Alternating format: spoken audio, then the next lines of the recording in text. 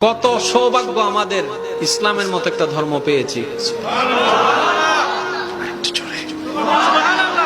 ভাগ্য আমাদের কত ভালো, ইমামুল আম্বিয়া নবী রাহমাতুল লিল আলামিনের মতো একজন নবী পেয়েছি। নসিব আমাদের কত খুশনসিব, কিতাবুল কিতাব কোরআনুল কারীমের মতো কিতাব পেয়েছি। আমরা চতুর্দিকে সৌভাগ্যবান। এবার আসুন একটু মনোযোগ।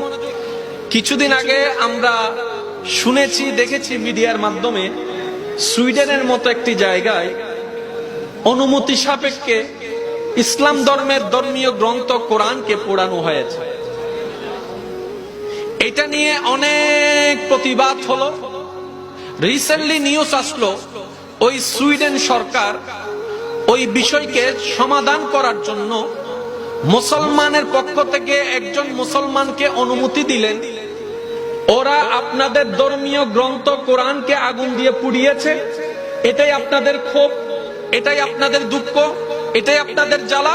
ঠিক আছে, আমরা সুইডেন সরকার আপনাদেরকে একটু সুযোগ দিলাম, আপনাদের পক্ষ থেকে যে কোনো একজন মুসলমানকে আমরা অনুমতি দিলাম, ওই মুসলমান জনসম্মুখে এসে সবার সামনে, মিডিয়ার সামনে, পুলিশের সামনে, সবার সামনে ওই ব্যক্তিদের ধর্মীয় গ্রন্থ পোড়ানোর অনুমতি আমরা দিলাম।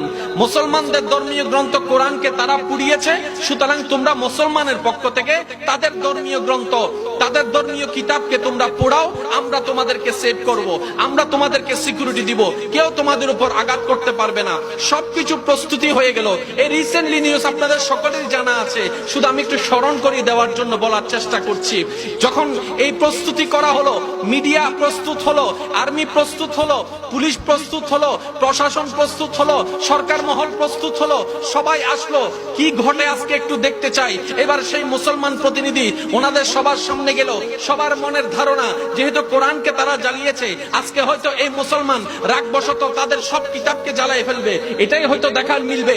সব মিডিয়া প্রস্তুত, কিন্তু সেই মুসলমান নবীর উম্মত, রাহমাতুল লিল আলামিন নবীর উম্মত এমন দৃশ্য দেখিয়েছে, বিশ্ববাসী অবাক হয়েছে।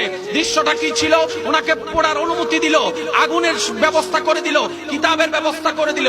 উনি সেই কিতাব তো পোড়া দূরের কথা, বরং সেই কিতাবে আগুন পর্যন্ত লাগাই নাই, কোরআনের মধ্যে একটা ফুল দিয়ে দেখিয়ে দিয়েছেন।